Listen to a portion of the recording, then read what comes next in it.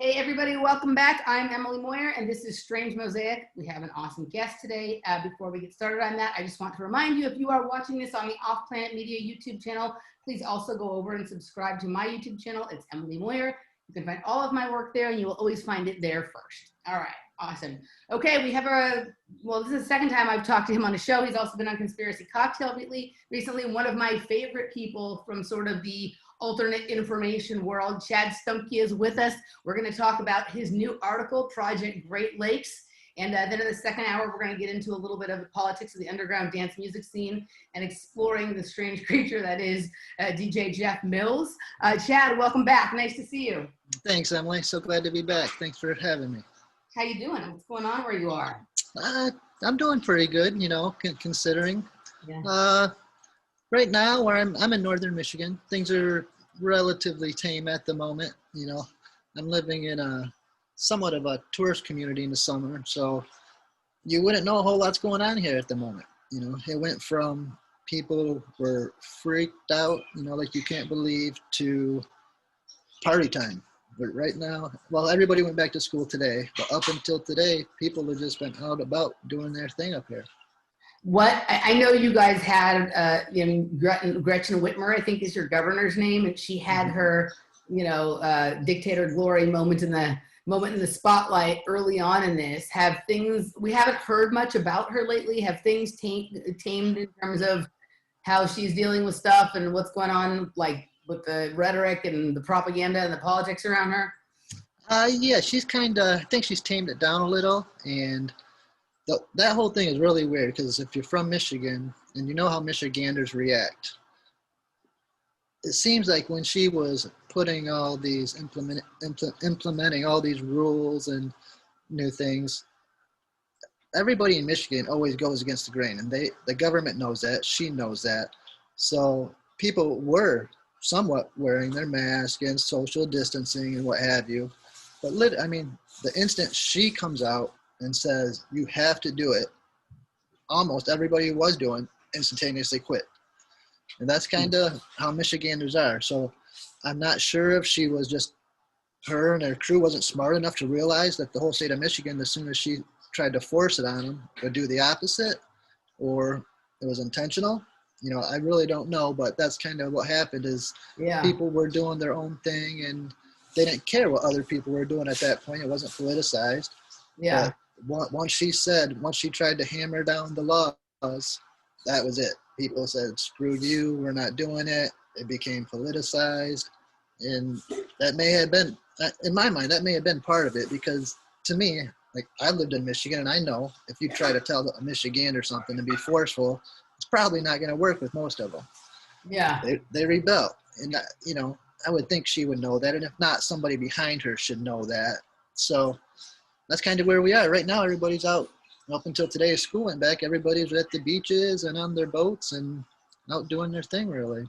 Yeah, so I'm just curious as to maybe like perhaps there was certain kinds of funding, whether it be governmental public funding or certain funding for her personal sort of campaigns or coffers that were offered for people who were willing to step out and make some of the most overtly stupid statements and requirements and attempts at controlling people possible, or even if it was just like a sort of a stunt for whatever she's going to do after this, whether she was hoping she'd be in the run for like a vice presidential or a cabinet nod, or whether she's hoping to go work for George Soros's Open Society Foundation or whatever it is. Like, it was so clownish that it almost seemed like that. I mean, the craziness of like, you can't work in your garden, you can't buy seeds, like that. She just went like, she raced like straight to 1984 without passing through like 81, 82, or 83 first. You know what I mean? Yeah.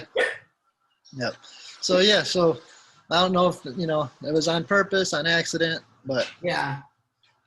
We'll see next time she tried to issue a big order what happens. It did seem to all sort of go away, or at least our attention stopped being drawn to it after she got in trouble for when her husband tried to get special treatment with his boat or whatever. That suddenly seemed to be the end of all eyes being directed at her.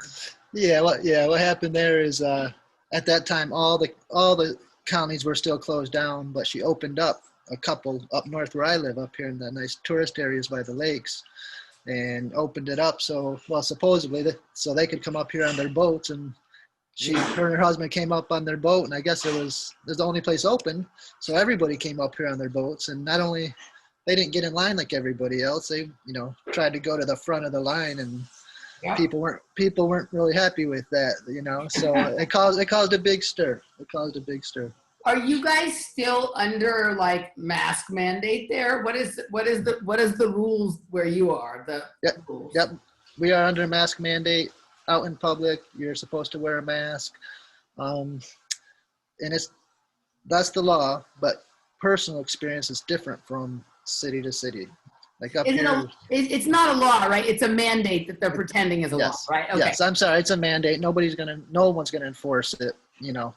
So that's kind of the hilarious part. They keep calling these all mandates, but no one's gonna enforce them. Yeah. But that said, each little community up here is different. I can go to one small town and every single person will have a mask, and go literally 5 to 10 miles away to the next little town, and you don't dare put a mask on. So it really depends on which little town you're in up here. Completely. Yeah. Very interesting. I think one of the schools that I've seen articles about that are like, really tracking kids and not going to let them leave campus and stuff is a school in Michigan. I can't remember which. I don't think it was it Michigan State or University of Michigan? I'm not sure. I think it's one of the colleges. Yeah, they're actually quarantine them in their dorms, and they're tracking the whole semester, So, yeah. Yeah, that's crazy. All right. Well, now that we've sort of touched base on what's going on there, and what about, has there been, I know there was like one weekend there was something funny with the police officer in Detroit, but nothing really erupted. Has there been a lot of protesting and rioting in Michigan, or not really? Not really. I mean, the first couple days, the George Floyd thing, the first maybe 2 or 3 days when emotions were high, there was people down there in the streets. But after that, the majority of the little protests and stuff that's still going down there are mostly suburban kids that are coming down there to hang out with their friends. Yeah. I mean, and after like probably day 3 or 4 at the beginning, that was it. All the actual local people, they were over it. They're almost disgusted with a lot of the suburban kids that were down there. Yeah. So, right, and the incident you're talking about, it was a guy, I mean, literally pulled a gun on the cop and put his gun in the cop's face, and the cop shot him. Yeah. So it was right after the Floyd thing, so people tried initially to make something of it, but it was so in your face, there's nothing to be made of it. Yeah, it was funny. That one actually, it popped up on the front page of Drudge, I think, pretty much right away. Mm-hmm. And my sister happened to be in Detroit at the time because her husband's mother lives there. Her husband is from Detroit. Her husband's mother lives there. And so I just told her, be careful. I heard that and she said that nobody there even knew what I was talking about. It was that inconsequential. They were trying to blow it up in the media, but nobody bid on that one. So yeah. Exactly. Say in Detroit right now, it's actually the cops and the local, I'll call them kids, say teenagers and 20-year-olds. They have this relationship going. I'll call it a cat and mouse relationship, where right now, they have started every Sunday is what they call Funday Sunday. And they do what's called sliding with their cars, where they do these donuts and slide around. They have these great big gatherings. They'll gather literally at a street corner, have hundreds, thousands of people out there, and the cops show up. They chase them off. They have a next corner plan. They all race to the next corner and do their sliding. The cops chase them off. But you see all the stuff on the news where one person running and the cops shooting them in the back. Here in Detroit, it ain't like that. It's became a thing where these kids are running around town. The cops are chasing them. The cops are cool. I mean, I don't want to say cool. They're playing. Yeah. It's like the cartoons. Yeah, but this happens right now. It's happening almost every day before school started. Towards the end of the summer, they were having it every day. And the cops are chasing them around, getting them out of the streets, but they're not arresting nobody. They're not shooting nobody. And kind of like it used to be with the parties back in the day. Yeah. Right? Like we'd have a party, the cops would come, we'd move to the warehouse down the street, we'd start again, the cops would come, if you paid them enough money, they'd go away, right? Whatever. Exactly. Yeah. And the cops, and at this point, the cops are actually trying to help them find legal places where they can do all their sliding and donuts and stuff. So I can't speak for other cities, but right now, Detroit, the cops are being pretty cool. They're being pretty cool. Well, I mean, it's nice to know the kids are at least doing an activity that is somewhat related to Detroit's, like, you know, history of cars and automotives and, you know, whatever. So that's kind of interesting. Yeah. If you want to see what's going on this Sunday, type in Detroit Funday Sunday. All right. You'll see what everybody's doing down there. All right, I'll check that out. All right, man. So let's get into your recent article. Thank you for debuting it here with me. I always appreciate that. And the first thing before we get into the meat of what it is and the article, I was struck by the name of your new article, and it seems like might be an ongoing case study for you, and that's Project Great Lakes. And that this project thing seems to be in the air. I started a project of my own this summer called Project Kids with Michael Wan that we've been having a lot of fun doing stuff with. And this next time in 2 weeks at Conspiracy Cocktail, we're doing a special on the new movie Project Power, which is also interesting. I don't know if you've seen that. That could probably go into something we talk about in the second hour. But so it's interesting. This is sort of up in the air that it's time for us to take the projects back into our own hands. Yeah. No, I didn't know about that. But yeah, like you said, by naming it Project, that leaves the feeling that there's going to be more than just this article. I'm going to be digging into this pretty deep, I'm hoping, spend some time on it, because just by I've been looking at it briefly over the years, but once I started digging in enough to do an article, I've uncovered a lot of stuff that needs a lot more attention. So that's kind of where the project came from, because I'm going to dig into this. All right, so you're a little different than a lot of the people who present certain kinds of information in the alternative media. You don't write articles very often. You tend to have like one or two, maybe one work a year, and it's pretty big. Sometimes you have two in 1 year. Sometimes there's a little more time between, but it's all pretty well researched and pretty well sort of thought out and whatnot. What was the genesis of this one? Did it grow out of your last thing, which was the Lake Superior anomaly? Was it things that came up while you were researching that, or was the genesis of this something totally separate? Yeah, see, the genesis of this has actually been, say, my whole writing career. This has kind of been in the background. Okay. I've been researching portals for years, and mostly what I call urban portals, where I was looking at the sacred landscapes and what architecture was built upon. But there's always been these stories in the background where there weren't any parks or there weren't any architecture built upon them that had, you know, similar circumstances and were also considered sacred. So I've always been collecting these stories in the background, but never have really brought it to the forefront when I'm talking about the urban portals. But I mean, realistically, what I'm talking about now is the places where these urban portals usually aren't able to be built, which is many times out in the middle of the lakes. Right. So the urban portals are built on sacred landscapes, and I think they've been harnessing cosmic and earthly energies. But where those energies haven't necessarily been harnessed, there's all these crazy things taking place. People go missing, planes shut down or vanish sometimes, ships sink, you know, under unusual circumstances. And I'm starting to, well, I've always thought, but I'm really starting to believe more so now that some of these energies are having effects on the people and the vehicles. And so I've been documenting some of these stories, and that's kind of what Project Great Lakes is documenting some of the vanished planes, ships, people, and in particular the sacred landscapes where some of these happenings took place. And I even throw in a little cryptozoology gets mixed in there once in a while. Yeah. So, people always love that. That's always people's favorite part, right? Like if they can pull some Bigfoot or some Loch Ness or something into it, right? And that's something I've never meant to talk about, but they keep coming up in the same area. So I wouldn't be honest if I didn't throw them in there, you know? Yeah. So quickly, just so people know, we're going to kind of go through Chad's article here. The way I usually get ready for shows, I wasn't able to this week. We had a huge heat wave. It was 121 degrees. I had no power and no internet or anything like that. So some of this we're going to go through might be a little different or rougher than we normally do, but let's just start going through your article. Like all the cases were really interesting to me, but the first one particularly. So let's kind of go through and you know, you can kind of lay this out however you want, and then we can kind of go through the different cases. Lots of things came up for me as I was looking through this, but let's start at the very beginning. All right. Well, like I said, there's planes that go missing. Sometimes the planes are found, sometimes they're not. There are ships that go missing. Sometimes they're found, sometimes they're not. And one of the most mysterious to me are sometimes people have vanished. And sometimes they're not found, but sometimes they actually do reappear. And one of those cases that's super interesting took place in 1978.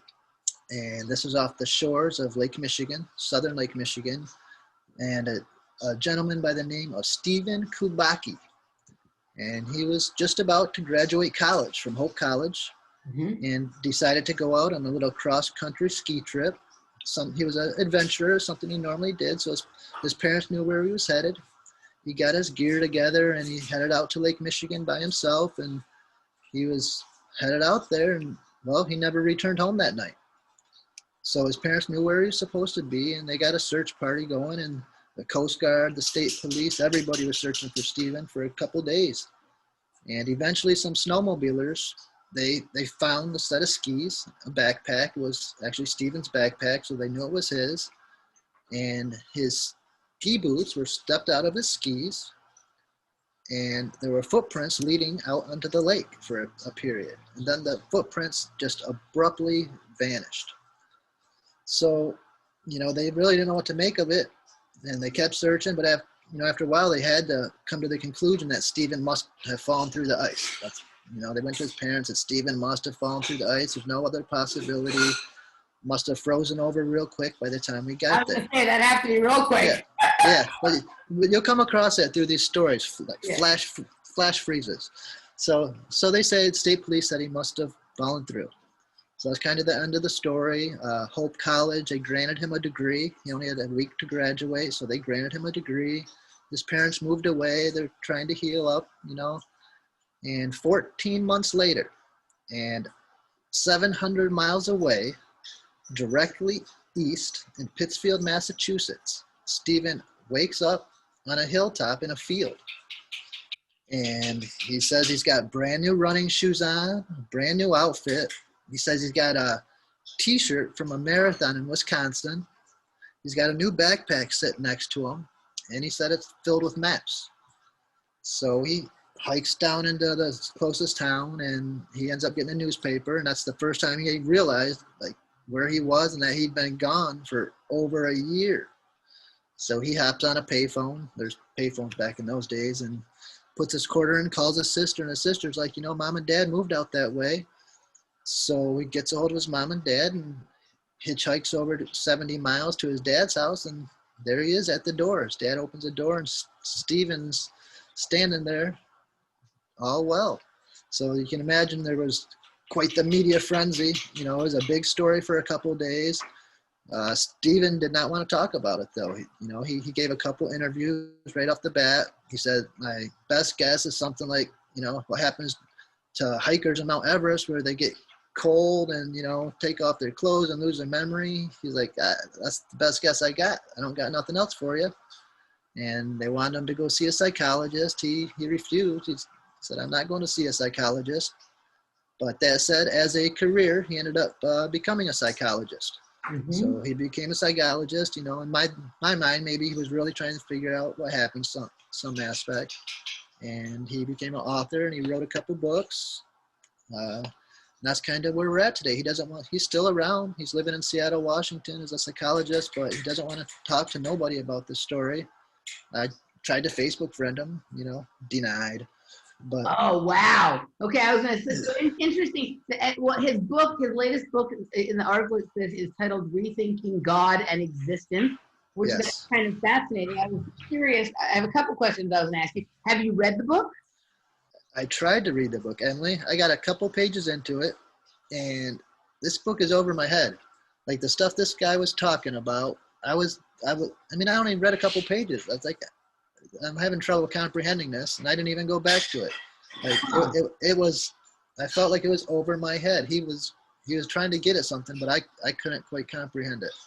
Okay, so it's interesting. I mean, obviously, it's fascinating that his parents had moved right to close to where he was, but he was when he woke up on the mountain. He was obviously in good condition. If he was able to hike down, he obviously wasn't lacking food and water and whatever. There's a couple of things that this makes me think of. All right, so first of all, there was a guy that I knew when I lived in Austin named Sean Patrick, DJ.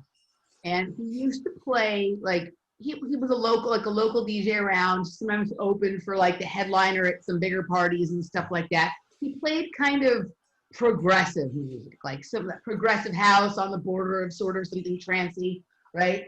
And you know, he, like, I didn't know him I met him one time at a party, like a pre-party for something that I was working at, right? But like I knew who he was, I didn't know him. And then, like, I was working, like, I moved away from Austin for a while. I moved back. I was working at a restaurant, and I started going to a Fridays in the parking lot after work, right? And he was the bartender there, and he and I would chat sometime. And one day he gave me, he seemed to know who I was or something. He gave me a CD, and I went and listened to it, and it was much houseier than I remember him ever playing before, right? And we started talking, right? And I realized that, oh my God, this person, okay, I'm almost forgetting the order of things. He was on 2020. He had disappeared also and reappeared, right? And so he was working at Fridays at this point. Okay, so this is what happened. Now I remember. He was working at Fridays, and he hadn't remembered yet that what happened when he disappeared. He had disappeared, and he had come back, and he hadn't remembered in any way, like, what happened to him. He didn't remember his wife. He had just gotten married. They were on their way to their honeymoon. They were at the Houston airport. He went back to the car because he forgot something, and he never came back. And he was, have you heard the story? No, I haven't. No. You should go look into this one because it might inform you. Right? I think he was either on 2020 or one of those kinds of shows. His name is, you can look up Sean Patrick disappears in Houston right after wedding or something, right? Okay. So he's missing for a couple of months, and he is eventually found walking around the streets of Houston, having lost a lot of weight, but otherwise unharmed. But he doesn't remember what happened to him, his wife, getting married, anything really from his life before. It's kind of weird though, because he remembered how to play records and stuff. He didn't remember obviously what he played because he wasn't playing the same stuff, right? Like, I never liked his music before, but I met him during this period of time. I met him during this period of time where he was back and he was DJing again, but he hadn't yet remembered his life from before. He was just kind of coming back into what everybody says is your life and trying. He remembered how to do things, but he didn't remember details particular to his life. And then sometime after this period of time, which I knew him, they had this special on him on the TV show. And by this point, he had remembered. And literally the way he remembered was he was just coming around the corner in his house one time, and he saw a picture of himself. He'd been seeing the whole time he was living back in his house, but he saw it out of his corner of the eye. And in 1 second, everything just kind of came back, and he just remembered everything. Like, that's how he really said it was. Now, I don't know what was, like, I talked to him for several months when I was working at this restaurant. What did you bring? Oh, the Steven Kubacki. Okay. So there was nothing else seemingly weird going on with him, right? He's working at Fridays. He's starting to DJ out and around town again and things like that. But he has no memory of really stuff from before. But he's, other than that, like a normal guy. So there's not anything super weird. Of course, there were rumors that, like, maybe he had really just, not wanted to get married or whatever, and gone off and been on like a drug and partying binge, right? Apparently there had been something stressful that had happened. One of the groomsmen or whatever, someone who was in his wedding, a friend of his, had died like right after the wedding, like in a car accident or something like that. So it could have been something stressful like that. Yeah. I don't know that they ever really got to the bottom of what it was, but you know, if he, you know, whatever, it was so strange, but it made me start thinking of this, right? Mhm. Because he essentially returned unharmed after there having been an exhaustive look for him for, you know, a period of time. You know, this guy, so this guy doesn't remember where he was during that period of time, but does he remember his life before that? Yes. Yep. He remembers his life before that. He said he doesn't, you know why he would take off. He was about to graduate. His dad was about to give him a house. He had a great job lined up. I mean, like he was just about to start his life. Same with this guy. Yeah. Yeah. A lot of time, like for some reason, a lot of times these guys are stand-up guys that this happens to. You know, there's another guy from Toronto who was the chief firefighter in Toronto. And, and he went skiing with all his buddies, and his buddies, as the last ski trip of the day, his name was David Philippids. And he decided he was going to take one more trip, go up the hill, take some pictures. He didn't take enough pictures to take home to show his wife. So his buddies were waiting down by the car. He never returned. So they got the ski patrol looking around for him, you know, couldn't find him. So by the next day they had, you know. I feel like I heard of this one too. Yeah. David Paulides talked about this one. Okay, that's why. Okay. Yeah. Okay. Yeah, so they had the state police on Lake Placid Mountain looking for him. His wife flies in, all the firefighters from Toronto fly in. They're all searching the mountain for David. Like, you know, he was just going to the top of the hill and back. And his wife's actually at the mountain and gets a call. It's David. And he says, you know, I'm in an airport somewhere. I don't know where I'm at. And so she, you know, call the police. So he calls the police, and they call him, and he's in Sacramento Airport in California. He's standing there. The police walk up, and he's still got his entire ski outfit on.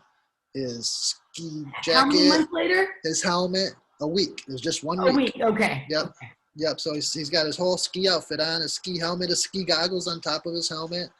And same type thing, he has, you know, no clue how he got there. They checked the flight records, and he didn't fly into the airport.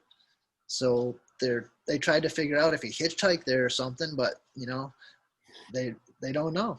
Okay, so it's so strange. So this story made me think of that. It also made me think of, like, I don't think Dave Paulides has talked about this guy, Kubacki, has he? I don't believe so. There was another guy who went missing, a younger, like, athletic college-age student who went missing in that Lake Michigan or Lake Superior area. I think we talked about this once before that he had talked about, but I don't think he was ever found. Or if he was found, I think he was found dead.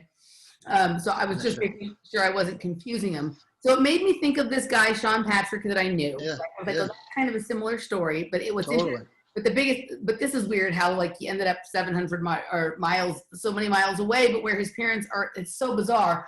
Yeah. But the other thing, and I just started thinking about this, like, as we're sitting here watching this, when I'm looking at this picture of Kubacki here, he's got those glasses on that were, you know, those like 70s, 80s kinds of glasses, right? Whatever. And we just started watching this Netflix documentary about Ted Kaczynski last night. This, you know, it's a couple of years old, right? But that they found Ted Kaczynski with, you know, the Unabomber glasses, but in his cabin there was all these glasses, and he had some like that too, or whatever. But I'm just wondering, obviously this guy's incredibly intelligent, right? Yes. And so the whole nexus of the whole part that they almost never talk about, like in the main coverage of Kaczynski, even though they've acknowledged it publicly, is that he was part of the MK Ultra experiments, right? So I'm just looking at this guy going, oh, this guy from the side doesn't look that unlike Kaczynski. Now I'm looking at pictures of him now, and he doesn't look like it. You know, I'm thinking, with you're talking about with this book, that it's way over your head and you're having trouble even understanding it.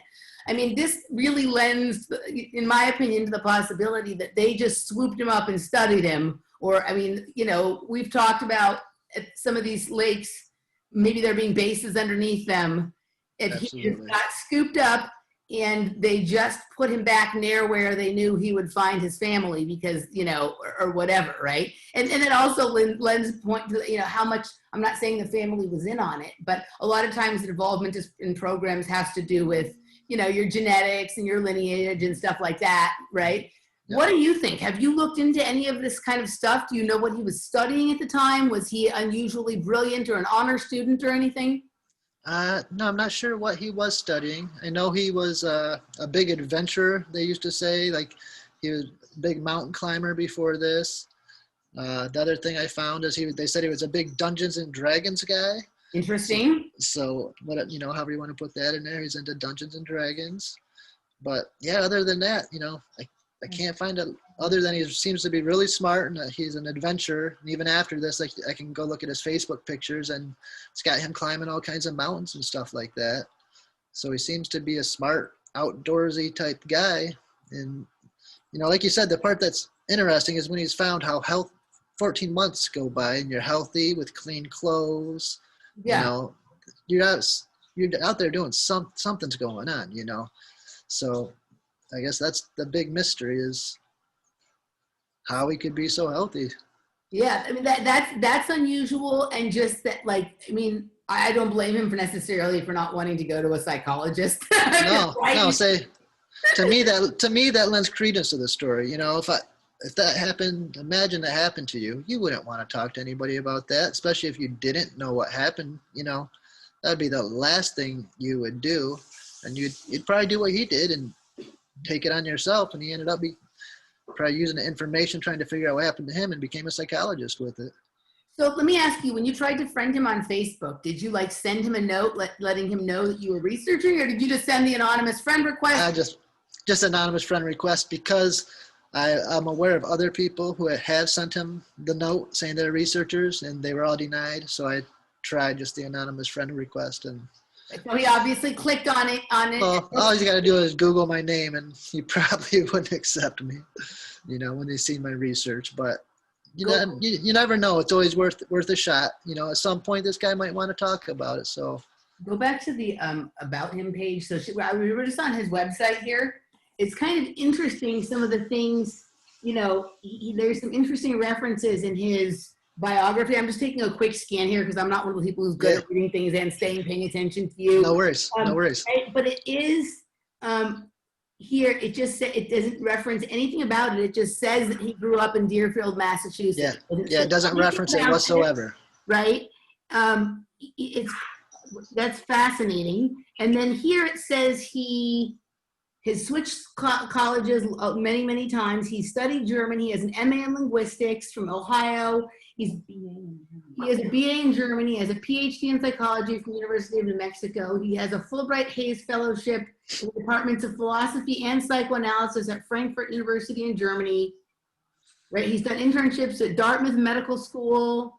He's a professor at University of Wyoming. Right? He's on and on and on. Exactly. Right? This is an interesting character. I'm gonna have to take a deeper look into this. But I mean, this is I don't think, there's something funny going on here that I don't even know if it's this one might not be paranormal. No, and I like to point out, say, a lot of these stories I talk about, I make a point that they don't got to be paranormal. Yeah. Like, there are just unusual things happening, very unusual, and just because they're unexplained doesn't mean they're necessarily unexplainable. And there could be things happening that we just don't understand yet. Mental effects that we don't understand yet. There's all kinds of magnetic anomalies around this whole area. There's things that could have complete mental effects on people that we're still trying to figure out, or might not even have a clue that it's taken place yet. Besides, these people lose their memory and end up hundreds of miles away.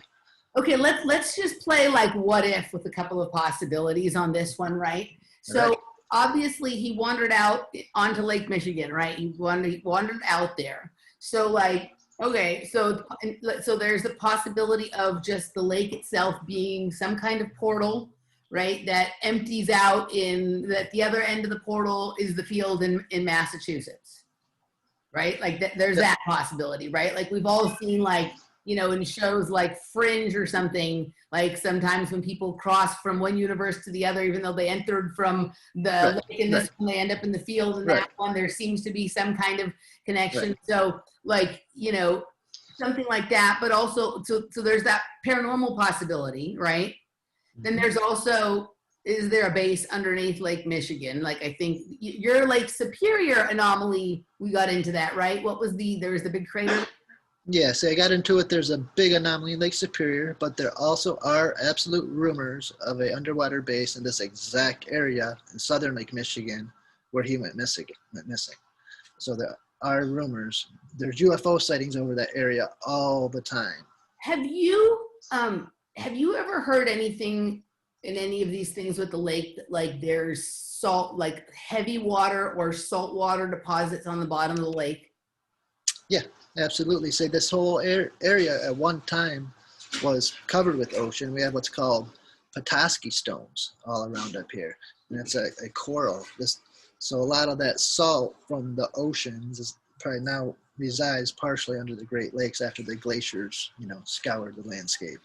So the lakes are freshwater lakes, but there's these layers. Okay, so like one of the things that it's funny how things just start to connect when you start talking about things. Last week, my friend Jeff Gates and I got into this thing because we were listening to somebody talk about the heavy water on the bottom of the ocean as being similar to some of the possible heavy water in the sky. And that both seem to be possibly connected to like hexafluoride layers. Are you familiar with these hexafluoride layers? No. Okay. No. I am not saying that I even completely understand it, right? But there's like some of this deposit on the bottom of the oceans, right? And then I feel like there's also some possibility, like you've heard people like, lots of people, but people like Sean Gautreaux and stuff talk about the plasma or the water in the sky, and it's kind of like a more heavy saline kind of thing. It's a different substance, right? Okay. So it seems like to be like maybe even something like the Van Allen radiation belt is really like a layer of some sort of chemical compound of some sort that certain things don't seem to be able to pass through. Same possibly on the bottom of the ocean, right? Like a lot of people, so there's these anomalous, weird, like saltwater pools on the bottom of the ocean by the Mariana Trench and on the ocean floor bottoms where it's like a bizarre because like the creatures that live down there will gather around it just like we buy houses on the lake. So like that's about it.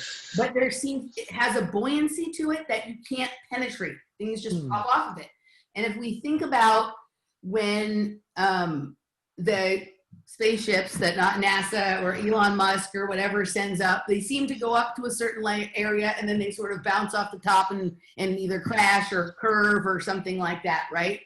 So it seems like there's one on down below and one up above, right? If we're living in an enclosure, maybe that's like the kind of barriers. But I started to look up what I looked up first the chemical structure of hexafluoride. Okay. And it looks, you see the things with like the balls and like it looks like Tinker Toys, like balls. First I saw that. And then I was like, well, I want to build a little more of a pictorial kind of representation. So I looked up the geometry of hexafluoride.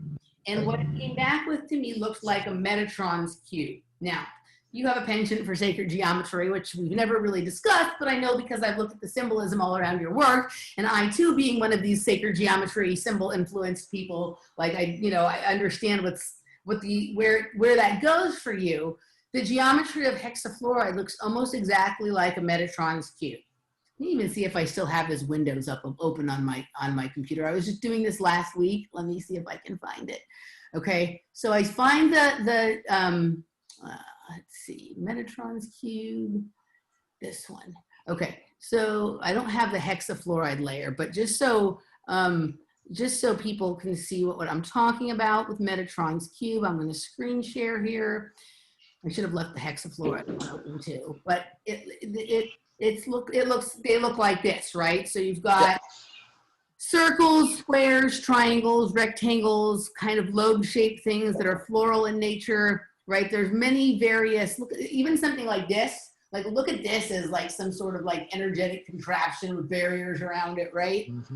So this is the geometry of the hexafluoride layer. It looks like this. And I'm starting to look at some of these interesting things about Metatron's cube. Now, I've talked a lot about memories and project things and whatever, the sacred geometry was always used heavily for me in my programming. And the one that I was most drawn to, most attracted to, and felt most influenced by was always Metatron's cube, right? And I started to think, okay, well, this is interesting.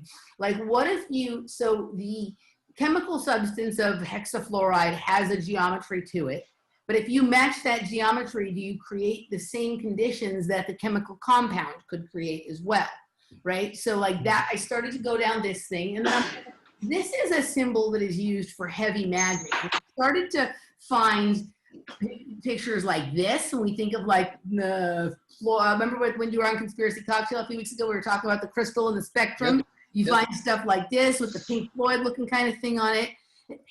Yeah, today in the park, I saw two people. There was two separate people who were not together, were both wearing the same Pink Floyd shirt, and both were doing very odd things that seemed so they were intentionally trying to draw my attention to them, right? Yeah, the synchronicities abound, but I started to see stuff like this. Look at this depiction of Metatron's cube, like all these little pockets and cages and things like this, right? And then I'm going down further, and I start to see things like this, right? Look at that hand. Oh, hold on a second. That one's not going. Let me see if I can open it or not. Start to see things like this. And then I started thinking about, have you ever watched the TV show The Magicians? No, I haven't. Okay, so they do all this stuff with their hands that looks like the kind of dancing, like tuts and popping that like I like to do. And a lot of my like out of space-time experiences have been with that, right? But look at this stuff. Look at the hands here and the geometry, but look, you've got the space stuff, right? You've got things that look like the sky or maybe underneath the ocean. So I saw stuff like that. I saw this other one with hands that was really interesting, right? So where is the one that I wanted to show you? I thought this one was kind of interesting too, like this whole array that you can have of like different pocket almost realities is what I was thinking of when I looked at it. But where's this one with the hands? There was one in particular when I saw it, I was like, this one. I see it, yeah. See that one right there? Yeah. All right, so now we have three possible ways of coming up with a condition, right? You can project a geometry, like just by drawing it, or like a crop circle or an energetic field. You can have a chemical compound, or maybe you can do magic with your hands and create this kind of stuff, right? So I'm curious about being able to like ward or shield areas with this kind of geometry or that kind of hexafluoride layer. So if the bottom of Lake Superior is a or Lake Michigan has some kind of hexafluoride layer on it, right? That certain things can probably penetrate through, but other things not, right? You have to know the geometry or the vibration to be able to get through. And then same up above, because as we're going to get to in some of your next cases, I don't want to blow the lid off of them. Things seem to be funny up above too. So when you have, and maybe we're living in a situation where the entire earth is between two hexafluoride layers and people are sticking their hands in and doing all sorts of weird stuff, right? But like something is interesting with this. Like, I don't know what, I can't claim to have solved this yet, but when I got to your article, I'm like, this is another thing with the strangeness above and below seeming to be right above and below each other, right? Kind of thing. Yeah. And, oh, that's interesting. In the code for hexafluoride, there's a 666. It's QXF6, QXF6, with an M to the minus, and then QXF6, M to the plus. That's kind of interesting. So there's something more. I don't even know what I'm trying to say yet, but I'm like, oh, when I read this, you know, some of this stuff from you. So he's there on Lake Michigan. He disappears there and then ends up high on a mountaintop. He wasn't like dropped back off at the mall, you know, or whatever, right? Like it's right. Up high and something possibly down low. I don't even know if I'm onto anything, but have you come across any stuff like this? Well, what you're bringing to mind for me when you're talking about Metatron's cubes and possibly portals or whatnot is one of my friends, William Henry. Mm-hmm. Who's done a lot of research into the National Capitol. The painting in the rotunda is called the Apotheosis of George Washington. Okay. And this painting has Metatron's cube encoded upon it. If you can connect all the figures on this painting, it creates Metatron's cube. And George Washington is apotheosized, sitting on top of a rainbow. He's in another realm at this point. And below him is whenever you see, say, John McCain or anybody laid to rest, and they'll be circling around them in their coffins. This Metatron's cube is above the scenario. So Interesting. yeah, so that's what came to my mind when you brought it up, was the Metatron's cube being connected with the portal in the national capital, you know. Okay, look at this. Also, if we're thinking of as a Metatron's cube being somehow connected with portals, look at one like this, right? See this? Let me open this one up. All right. See how many circles there are, right? Okay, so it looks different here. There was one, here's the one I wanted to show. Okay. See, there's circles, and in some cases that are overlaid over each other, right? But look how all the lines ultimately connect the circles to each other. So maybe if you're like, that's how the portals work, right? Like you can, if you're in this spot and there's an energy or a diagram laid over it, maybe there's a portal. So maybe there's something like this, right? Between Lake Michigan and Pittsfield, Massachusetts, the field. Yeah, well, I mean, looking at these, they remind me of, say, the circles. I mean, in an abstract way, it could be ancient mounds and all these lines, magnetic ley lines. Yep. And I just heard Ross Ben talking the other day about, if you want to find the ley lines in America, all you got to do is take all these mounds and draw lines from mound to mound. You pretty much got your magnetic lines connecting all these portals. And that's kind of what I'm seeing, looking at the symbolism right here. And the way you mentioned the bounce, like the buoyancy bouncing off, it almost reminds me of reverse polarity of magnets when you try to push them, and it's just that, that bouncing off of. The only things that were you either have to access it from the proper angle to be able to get through it. If you come at it from the wrong angle, you're just going to get bounced off. Or you have to be vibrating at a certain vibration to be able to get through, or somehow you have to line up your geometry with the geometry of entrance point, right? So you can see in all the different, whether we're looking at the circles or the triangles, there's certain points where there's more stuff. There's more energy or interesting geometry. Like maybe if you try to bounce it on the line right here, it'll just bounce you off. But if you try and come in here where everything comes together and your geometry is right, or you're within that circle around it, right, then you can sort of come in. So I'm not saying I or we can come to an answer here, but multiple times this comes up, right? And this, I mean, and when you're talking about William, so maybe this is like an overlying geometry above and below some of these sort of areas that we're unfamiliar, that we're not familiar with the physics of, right? Like whether it's a projected thing, something that's been placed there, or something that's naturally there, right? Yep, I could totally go along with that.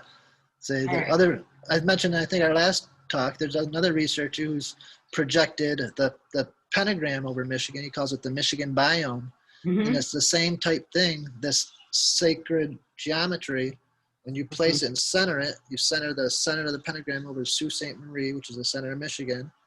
All the lines extend to sacred sites around the world. Yeah. And is that coincidence? Is that chance? I mean, I guess it could be, but I kind of doubt it. Like, it goes to Stonehenge, to the Great Pyramids, to Machu Picchu. Yeah. They connect. And they connect. I think this is all about connection, right? Whether it's geometric connection, or there's other ways to do it. Just like we figured out with the hexafluoride thing, that there's the chemical compound, the geometry, you can do it with your hands and create a spell. But Michael Wan and I got into something the other day where it's well, what about places that have the same name? Right? Because we noticed, we were looking at a map of where he grew up and where I grew up. Right. And he and I have gotten into this, we have this sort of reflective relationship with one another. We sort of look similar in some ways. We have a story that is very similar about lots of different things in our life and whatnot. Right. But all the little towns around the area I grew up, there's a lot of towns with the same name around the area that he grew up. Right. Okay. And so what if there's what if it's a hidden in plain sight way that places are connected? right? And you think about how many places, so like we noticed like probably 5 or 6 places right near where he was that were the same name as right where I was. Well, Yeah, like, what if there's just a fairly simple portal between those places, and it's sort of code so that the people who know that, and the rest of right, it are just like, why are they so unoriginal with coming up, you know what I mean, with kinds of, we even noticed that, like, you know, his whole work is on like the Susquehanna River, yep, right? And yep, one of the things he says is they don't have to have the exact same name, they can be similar. And he right. paralleled that to the Susquehanna River in France, right? Okay, So, yep. so in the area that I grew up, that is seems to be very similar to some of this area near the Susquehanna, there's a place called Santa Susana Pass. So Susanna, Susquehanna, Sequana, right? Like Yep. there can even be connections between similarly named things. So there's a zillion different ways they do it, but this one is particularly interesting, you know, with the geometry and whatnot. Is there anything else interesting to say about this particular case or this gentleman? I'm going to take a deeper look into this gentleman because this seems to me like maybe like a Ted Kaczynski not gone wrong kind of case. So, I mean, no, I mean that's pretty much what I could find on him. Okay. The fact he didn't want to talk too much about it, really, a lot of the information had to come from newspaper articles before and after. So that's where most of the information came from. What tipped you off to this story? How did you find out about it? Researching the Lake Michigan Triangle, I was actually researching a plane crash, and it was almost the exact same vicinity, and somehow his name came up in that story that the plane had crashed in, you know, relatively near area to where Stephen had went missing. So I think that was the next story in the article, right? That's so many plane crashes. That's actually a different plane crash. Oh wow. Okay. Next story in the article. Yeah. This one's close to my house actually. This one's out of Traverse City, Michigan. Okay. So this is more northern Lake Michigan. Steven Kubacki was down by the southern parts of Lake Michigan. Okay. So up here in north. How big is Lake Michigan? Oh geez, across it's probably a couple 100 miles, and lengthwise probably 500-600 miles. I'm just guessing off the top of my head. It's, you know, if you're not familiar with the Great Lakes or you've never been there, think of them more like an inland seas. I mean, they're absolutely enormous. It's not something you can see the shore on the other side. I mean, these are enormous. But yeah, up here in Traverse City, Michigan, like I mentioned at the beginning, it's kind of a tourist area in the summertime. It's a beautiful area, and every summer they have what's called the annual Cherry Festival. And everybody from all over Michigan comes up here, just thousands and thousands of people. And the highlight of the Cherry Festival every year is the air show. They have the Blue Angels will come, the Thunderbirds, you know, they have a great air show. So in 1998, on July 3rd, the day before the air show, a gentleman from Ohio, Don Skiller, he was an ex-military pilot, and he was going to be flying in the air show. He was flying a Czechoslovakian fighter jet. He'd been waiting for this moment all his life to come to this air show, this big air show, and fly this jet. So July 3rd, he flies into Traverse City Cherry Capital Airport, and he picked up a local teacher, flight instructor, who wanted to go along for the test flight. And they hopped in his Albatross jet, and they zipped off from Cherry Capital Airport, headed north. They flew by a couple of islands, by the Manitou Islands, by South Fox Island.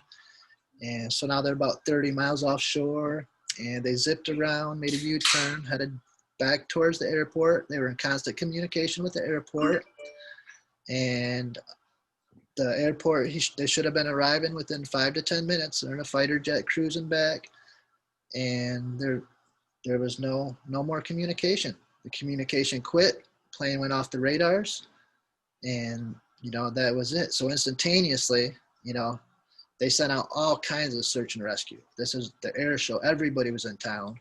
So they had the Coast Guard boats out there. They had the Coast Guard copters out there. They had the state police boats out there. They had people, just local people who were in town for the air show, got word about it, and they were all zipping around in their boats, you know, looking for debris or an oil slick, you know. They actually had the Blue Angels were out there flying around looking for this guy. So, I mean, this is a huge rescue operation. And they didn't find him the first day, didn't find him the second day. They never found this guy. And, I mean, there are boaters out there everywhere. There are people on all these islands that he was zipping around. And nobody caught sight. They caught, a couple people had visuals of him flying out, but once he made the turn back, there was absolutely no witnesses to what happened. He just literally vanished. 2 pilots in a plane in the middle of a crowded tourist area, thousands of people. I mean, the biggest rescue operation you can imagine. And to this day, they haven't found anything. And they've dragged the lake bottom. I mean, they did all kinds of stuff. And, you know, to me, and this poor guy's wife, this was their wedding anniversary. This was his 29th wedding anniversary. She said she did a news interview, and the news interview, you can go to my website, and I got the link there. The state police actually told the widow, well, your husband, he must have got caught by the Great Lakes Triangle. Like, they literally had the nerve to tell him the Great Lakes Triangle got her husband. And what would make them say that? I didn't know the state cops even knew what the Great Lakes Triangle was. But, you know, what would make them say that? I'm not sure. If they have more information than we know, or, you know, I really can't say. But you can go on my website and, you know, watch the interview. And the state cops told her that, you know, it has something to do with the Great Lakes Triangle where people just go vanish. So, okay, so lots of interesting things came to me about this one as well, right? So first of all, I find Traverse City has been popping up over and over for me since we did Conspiracy Cocktail with you. So I find that to be an interesting name place because so wormholes are something you traverse. Right. So maybe it got its name because of some of this anomalous activity there. Right. And of course, you live in Traverse City and you are the portal guy. Right. So that's interesting that it sort of drew you there because you're not from Traverse City, are you? Nope. You're from Detroit, right? Yep. I'm originally from Flint. Then I moved to Detroit and then had enough fun in the cities and wanted to just get up into the country. And now I'm up in northern Michigan. Okay. So when Chad was on Conspiracy Cocktail, I noticed that there was a cool whiskey place in Traverse City, a whiskey distillery called Traverse City. I think it's the Traverse City Whiskey Distillery or something like that. And it looks like a cool speakeasy. So I used that for some of the graphics for the show. But the other day I was looking for I was wanting to buy an interesting whiskey, and a whiskey from there came up in the list of like the best whiskeys to buy. So I'm like, this is interesting, right? Like it was in a top 10 list. I was like, that's interesting. But this whole thing with the Cherry Festival and the Blue Angels. So here they do one of these flight shows up in like Oxnard, Ventura area with Blue Angels, and they do it simultaneously with the Strawberry Festival. So why do they do these? Isn't that weird? That's kind of funny that they have some sort of like, you know, fruit with the flying thing. I don't know what that means, but that's weird. But you know, maybe like that's something that, you know, what is the ancient history around that area, around Traverse City? Well, that's a perfect lead-in. So the bay that we have this air show directly over top, because it's a giant bay, and they fly over the bay and circle it. Well, 40 feet below the surface of that bay, there's an ancient stone circle that was just discovered in 2007. They were looking for shipwrecks, and the archaeologists found this ancient stone circle. It's got big 4 to 5 to 6 foot boulders in this incredible circle. And on one of the boulders, they actually have a carving of a mastodon on it. And they did some research, and the archaeologists say this ancient circle has to be at least 10,000 years old, you know, to have put it on dry ground to be built. So what we have is this 10,000-year-old stone circle with the mastodon carved on it. Leading away from the stone circle is a mile-long line of boulders. And it points directly north. And if you was to continue that line north about 20 miles, you'd end up on Beaver Island, where there's another ancient stone circle. And this line of boulders would literally connect these two stone circles. Interesting. Now the airplane we were just talking about, going out and circling around over the bay in Traverse City, was literally circling around in between these two circles. So I'm not going to totally speculate and say that could have anything to do with it, but it is a fact that there are two stone circles with a line, which I believe may be following a magnetic ley line between circles, and there have been incidents that take place in this exact area. Okay, and so we think about all those lines connecting those circles and those geometric shapes we just looked at. What is the history of the people of this area? Was this Native Americans there? Like, what is the history of the people? Okay. Yes, this is the local clan is the Ojibwa tribe. Okay. And yep, they have all kinds of star ancestor stories, and they have claimed the ancient stone circle. So we know it's in Grand Traverse Bay, but the archaeologists are keeping the actual location, like down to the actual coordinates, secret. So they claim it's their stone circle, their ancestors, and they have all kinds of legends that I've looked and I can't find any legends of the stone circle, but they have legends of what they call their star ancestors coming and going from this exact area. So you had a part in your article where you talked about how there's so many legends in a lot of these areas of people arriving in this reality through fields or things there, right? Is that what, I think that's what it was, that they sort of, that's actually where they entered this point, or where they believe they would exit this point or something, correct? Yeah, depending on the legend and the tribe, there's usually a location. Like one close to me right now is called Arch Rock. That's on Mackinac Island, and that's about 2 hours north. But there's a location where these legends will say, a specific location, a star being came down, and usually a canoe. In this instance, they come down in a canoe, and will sometimes breed with the local women. Sometimes they'll take them back with them to these other worlds. And some of the legends, when they come back, the big mystery is they'll arrive, not like if you departed to Arch Rock, she would end up on the beach on the other side of Mackinac Island when her parents would find her. So that was always something that kind of seemed to correspond to some of the stories we're talking about. You like left an exit point and an entrance point that aren't necessarily the same place, but are connected by a line. Or close, and you just, for some reason, you just missed it. Like, I'm not sure how that works, but yeah, sometimes the coming back isn't always the exact location where they're telling you they departed from for some reason. Also, if space and time don't really work the way we think of them, right? Like if they're somewhat like interchangeable, right? Then if they don't exist in quite the way we understand them, then some of that would follow as well, right?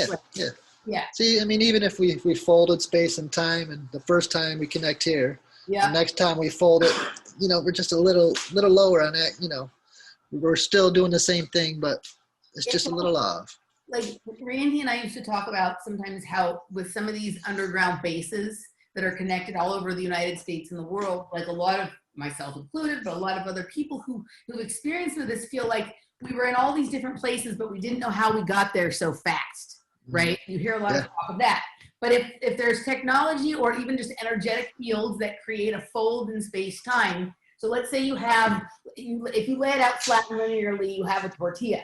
But if you fold it like this, you have a taco. But if I'm over here in Chatsworth, California, and Randy's over here in Harrisburg, Pennsylvania, and the tortilla's flat, but they fold the taco up here, suddenly we're in the same place, even though we came from, right? Kind of, that sort of thing. And yes, you're right. You may not fold the tortilla the same every time, right? Kind of thing. The taco may have more meat in it one time or another, right? So it is kind of an interesting idea. You mentioned something, and I want to go back to it because we didn't hit on this in the beginning, and that can you just tell people a little bit about this Michigan triangle and then the triangles within the triangles? Because the more I'm starting to think about it, the more the whole area is just Metatron's cube and triangles within triangles and circles connected and whatever. So I'm going to pull that part. You have a little part at the beginning of the article. I want to pull that part up. And why don't you tell people a little bit about this, about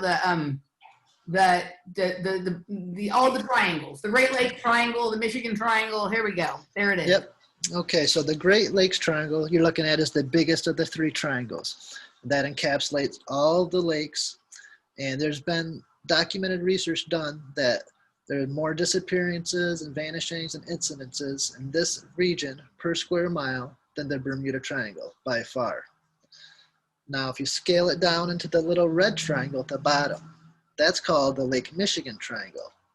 Now, within that area, the incidents become even more focused. There are incredible number of shipwrecks in there, plane disappearances, plane wrecks, UFOs, UFO flaps. That's where the underwater base is rumored to be. So, I mean, within that area, it really becomes focused. Okay. Now, the little yellow one, that is called the Marysburg Vortex. That's in Lake Ontario. Right in the heart of that Marysburg Vortex, there's a documented meteor impact zone that creates incredible magnetic anomalies. So if anyone wants to go on Google Earth, you can zoom in, you can see the crater right in the middle of that triangle underwater, and all the navigational maps actually say magnetic anomaly, please avoid this area. There's been just an incredible number of shipwrecks and, once again, UFO sightings in that little area. I didn't get into it yet, but that area is what caused the Canadian government back in the 1950s to start a project actually called Project Magnet. And we'll go there. Yeah, we'll go there in just a couple of minutes. I have a question though. Do you think, I'm just thinking about this now, and I remember we talked about this with the Lake Superior anomaly. We went through all the possibilities, and then the theory of my theory of everything, of them all simultaneously happening at various sort of vibrations or whatever. And that's why there's just so much anomalous activity as opposed to always the same thing kind of thing, yes. Right? Okay, but what if there's, like, let's say a sufficiently advanced civilization, right, that doesn't necessarily live way, way, way far out in space, or isn't ancient or futuristic, that just exists in a similar space but a different vibration, but is masterful enough to figure out different ways into and out of every density, right? And in order to, they need to have what they consider to be a reasonable point of entry, right? So they're looking for a place that either has a particular geometry maybe, or that they can overlay a geometry or an energy field. And one way they may do that, if they're trying to open up a space, is to shoot an asteroid or a comet or something in there, like the same way that, like, when somebody can't open a door, they might shoot the door handle, right? Or whatever, right? They shoot something there, which then opens up like a magnetic zone that then they can, then they can then use that as an access point, right? Yeah. And so that, because this is the second time, because there's the crater in Lake Superior, right? Yeah. And then there's the crater here. Exactly. So I'm just curious now about, like, maybe these asteroids are kind of like slingshots, like, like something's being slingshotted in, right, to create that zone, because that zone is going to be an appropriate place for entry and exit over and over and over again. I could go along with this. I've been talking a little bit about directed asteroids of late, and that, that would be an example of directed asteroids. Yeah. And it also brings to mind, say, one of the most incredible other sacred sites in the country is the Serpent Mound. Mm-hmm. That too was built on an asteroid strike. So, I mean, that all connects, it's kind of out there, but that does make sense. I mean, right there off the top of our head, we could point to three of them: Lake Superior, Lake Ontario, the Serpent Mound. There's three right off the top that are important. Yeah. So, and then real quickly to your thing about these special fields or areas where they come in, I think it's interesting that even though they're descending from the sky, they're coming in a canoe. So that might be like a mythological way of explaining that's water up there, and you arrive here by ship in a similar way that we think of going on the lake or going in the sea, right? So it's interesting. But I don't know if you know who my friend Sonia Barrett is. You know who Sonia Barrett is? Okay. Absolutely. So she has reported to me and many other people that she arrived here in a ship from the future in a field. Wow. Right? Like, again, I don't know if she's, like, I've always had the feeling like I was from the future as well, but I don't have the exact memory of arriving here, leaving my ship and being like, what the fuck is this? You know what I mean? Kind of thing. But, if, like, it's not, I do think we have special people here to sort of help us understand some of these concepts in a way that, might be over our head if we just had to read them, in an intellectual book like your friend Kubacki here wrote, right? But who Yes. can endow them with a little bit more of a story or an entertaining kind of way of being, like Sonia does, to help us sort of understand that this is not what we think it is or whatnot. And so, you know, she's here in our period of time, but there's probably been people like her all along, right? And so, yeah, so I thought that was kind of an interesting tie. So let's go on to the next. Are we complete with the Traverse City story? Yeah, absolutely. Okay, cool. So let's go to the next one, which I think is the Kinross incident and the visitors. This one's particularly interesting. Yeah, so we were talking about the Lake Superior anomaly, and this is where this case takes place up there in Lake Superior. A little bit east of that, though, it's called the Sioux Locks. And this is in the early 1950s, and the Air Force got a radar blip of an unidentified flying object over the Sioux Locks, and they launched a fighter Scorpion jet to go and check it out. So there's the pilot, Lieutenant Monclave, was vectoring in on this unidentified object, and the radar operators were tracking them both on radar. So as the fighter jet closed in on the UFO, the two blips were getting closer and closer until eventually the blips merged, which means they're in the same airspace. And then without any signal or any distress call, both blips vanished off radar. So everybody was, of course, concerned back at the radar, and then one of the blips reemerged. But unfortunately, it wasn't pilot Monclave's Scorpion jet, it was the unidentified object, which continued north for a few moments before it vanished off radar. The fighter jet was never to be seen again. They instantaneously, it's the Air Force, they launched other jets to go chase them down and see what happened, try to find wreckage, something. They launched a couple other jets. They didn't find any oil slicks. They didn't find any wreckage. So they lost more jets while they were looking for them. So something, okay. Yeah. And actually one of the jet's pilots, about 45 minutes after loss, said he thought he had heard a garbled message come over the intercom from Monclave, which would make absolutely no sense. 45 minutes ago, without the radar blip, he had to be down or gone, whatever. But this guy swears he got a garbled message, which makes me think, this is kind of strange. But they never found Monclave. They never found him. The next day, they put out a newspaper article, said Monclave lost the fighter pilots chasing a UFO. Just like Roswell, the day after that, they recalled it, said lost a fighter pilot, but he was chasing a Canadian Air Force plane. Of course. The Canadian Air Force came back and said, bullshit, we weren't in the air. That's not true. And so the Air Force changed their story again, said, okay, Monclave must have had a case of vertigo. And, after he got to this UFO, he got dizzy, basically got a case of vertigo and crashed the plane. So that's where they left off the story in history. Now, nobody believes that. His wife didn't believe that. They buried his remains, and his gravestone says right on it, Monclave passed away while chasing a UFO. So, they truly believe this happened. So they found his plane. No, they found nothing. Never found his plane. So they didn't. You just said they buried his remains. Did you mean they? I'm sorry. They didn't bury not his remains, but they created a plaque or memorial for him. I'm sorry. Gotcha. No, I just want to make sure that I'm understanding right, because I didn't think so. Okay. Yeah, that's my fault. No, they never found Monclave, never found his plane, and it was a mystery.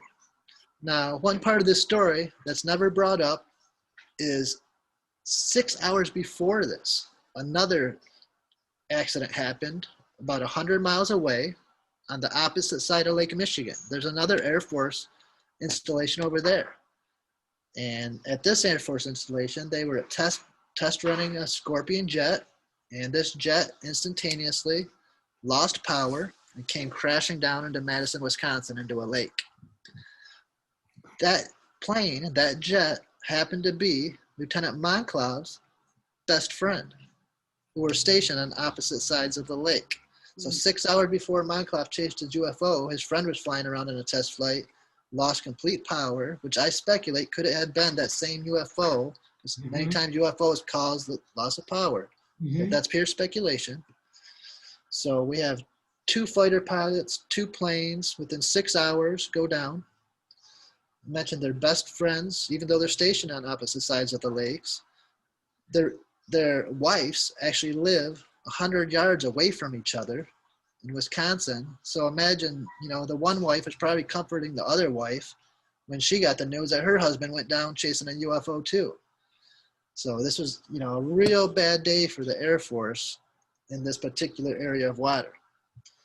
Now this is 1953, but this exact same area over Sault Ste. Marie, once again, in 1975, the U.S. Air Force got more readings. There's another UFO in this exact area. So once again, they had to launch more Air Force jets.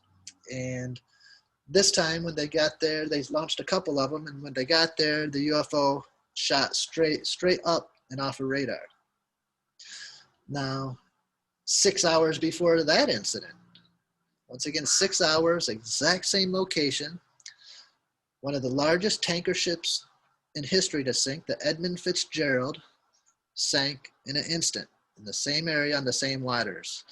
He was in tandem with another boat, no distress call, just the Edmund Fitzgerald went down in an instant, the same waters.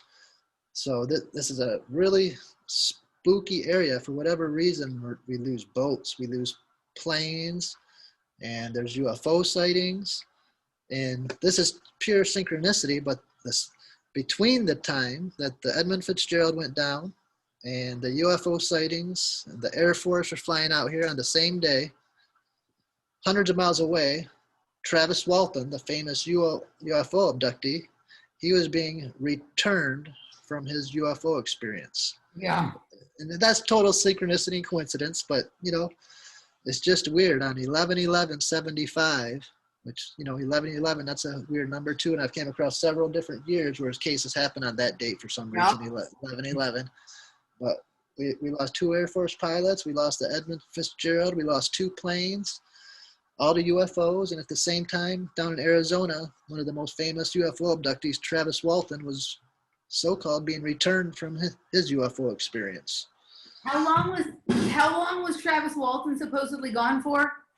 I want to say it was like a week or something, or maybe 4 or 5 days, something like that. Yeah.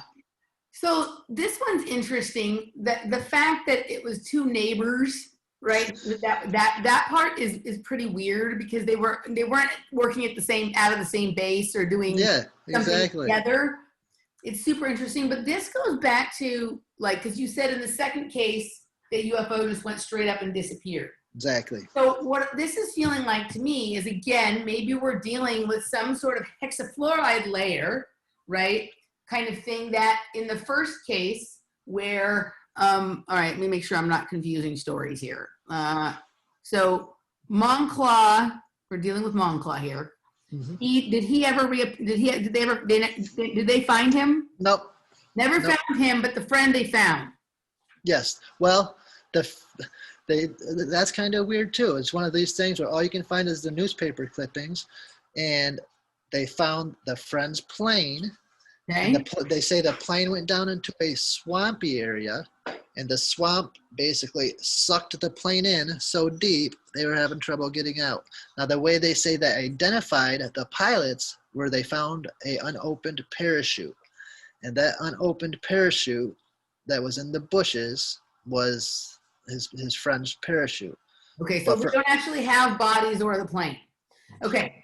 So we do have, I believe there was some plane pieces that they were able to pull out of the so-called swamp. Okay, this makes me think of, again, the hexafluoride layers, right? So the UFO in the later case, they saw, so the first one, the Monclaw guy is gone, but they see the UFO again later, right? So, and then in the second case in 75, the UFO just goes straight up. Exactly. So the UFO is either of a vibration, of a geometry, or of a substance that can pass through, right? Yep. Then if one person's thing goes missing, and again, we're assuming that it's not on the bottom of the lake and they just haven't told us or whatever, or they didn't find, right? Maybe for a second, based on his consciousness or based on something else, he vibrated at that thing and passed through, and, that's it. He's just in another reality. I mean, have you read the book Inside the Earth by Radu Sinamar? No, I haven't. Okay, so that's particularly fascinating, right? It's about the worlds that exist inside the Earth, which Mm-hmm. we're dealing, I think, in a situation where a lot of things, whether they're down and in the water or underground or up, are portals to the same place. Like, I Yes. don't know if we're dealing with something that is completely spatially. Oh yeah. Say even though that UFO shot straight up, to me that doesn't put it past that it couldn't have came from the inner Earth. Right. Like Yeah. Like there's just many different ways to go to a place that seems to exist outside of our concept of space and time. yeah. But Like there's I many mean, ways. realistically, if any of this is happening, like we're speculating on it, but we can't comprehend it, obviously, or we would have it figured out. So it could, they could shoot up and have to take a left, or we just don't know exactly what they got to do. But so, it appears that the veil seems to be thinner, so to speak, because they're doing something. Like somebody or someone or something is coming and going and causing effects. And I can't get too much deeper than that, but I do know those facts, that something's coming and going and causing all these weird effects and vanishings and disappearances and shutdowns. And so you should read Inside the Earth. I maybe all of his books, but I just read the Inside the Earth one, right? But he taught, there's some really good descriptions of like the physics and the mapping out of how some of this works.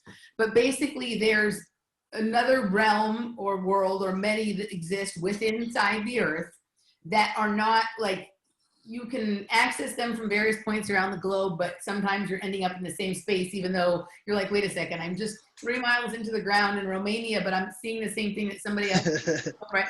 But there's a couple ways in, and there's various layers. There's like, there's like different pockets. It kind of looks like the Metatron's cubes. There's all these various places, right? But basically there's ways that you can enter through like shafts and ancient, under ancient like pyramids and sphinxes and things like that.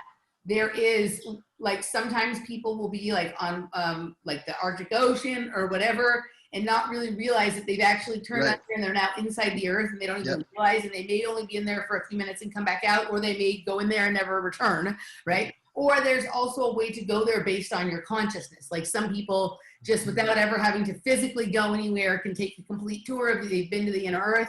But it's an interesting book. It would be interesting for you to kind of correlate some of that with your work. It's pretty good. Okay, so if it's possible that some things are intentionally coming or going, right? They know they can come, they can go. Others are slipping out, maybe coming back in or slipping out. We don't know what happened to them and whatnot.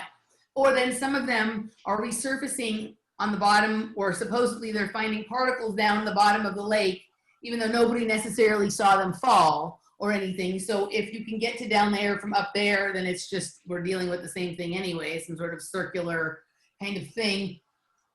I mean, I don't even know what I'm saying here, but it's interesting. But to me, the fact that those two live right near each other, right? Like, it makes me think about how, like they center certain kinds of projects in certain areas. And if you grew up in that area, you're part of that project in some cases, right? Like, so like in the area that I grew up in, Chatsworth, right? Like, Andrew Bashago grew up there. Val Kilmer grew up there. These are all people that I would associate in being into sort of similar but different kinds of things. We're of different ages, right? But maybe this is what was going on there in the 1950s. And these two, whether they knew it or not, were sort of involved in something. And maybe even that day, they both felt the same calling to a similar kind of like, I'm going to go do this today. I'm going to go, this is my, I don't know what it is, but it's just odd to me, right? Yeah. Like, oh, this thing that we've been, maybe it's like literally like this interaction with other objects from other places that we've been trained for our whole life. Maybe we're told that they were trained as fighter pilots, but maybe they were in some kind of secret space program. And this which we've also are confused about what that means, right? But this is the day they both got the call, because they were in secret project, not because they really thought this was an anomaly. Yeah, I could go with that. Absolutely. Yeah. I mean, and for whatever reason, a lot of these cases are military. I mean, not all of them, but a lot of them are military or are near military installations, or and that could be coincidence, but it might not be coincidence. Yeah. And it's definitely got to be looked at. Yeah, it's super interesting. All right, is there anything else? I'm trying. Some of the stories get crossed over for me, so I want to make sure I'm not mistaking. And with Trav, it would be really interesting. I'm not a huge UFO person in the alien sense of the word, right? Right. Like the abductions in the alien sense. I'm really into it in the sense that you and I are talking about it. Right. It would be interesting, does Travis know about these cases? Have you ever talked to Travis? I have never talked to him, and my guess would be he doesn't. I mean, yeah. In Canada, it's a big case, but it's not like a Roswell case or something that your average Joe knows about. So he's probably heard of the Edmund Fitzgerald. I'm not sure if he'd realize it happened on this exact same time, but I kind of doubt he knows about the Falcon Bridge Air Force case. I haven't read the reports of what he says happened to him when he was wherever he was. But if there's any part of his story that includes other people, it would be really interesting. Yeah. If there were other people wherever he went, and any of those people were these people. Yeah, right. If there was an Air Force pilot or a boat captain.